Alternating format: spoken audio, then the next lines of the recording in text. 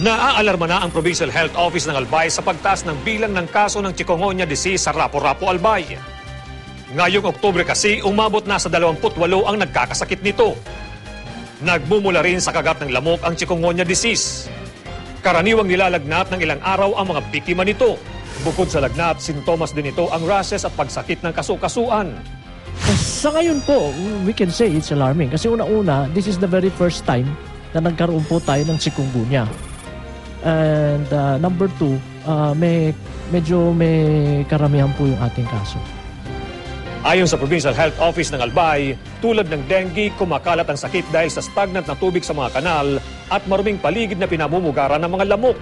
Ang pagkakaiba po nila ay ito pong chikungunya, walang bleeding tendencies. Wala pong pagdudugo. Hindi po ito pumapasok doon sa hemorrhagic stage of the disease.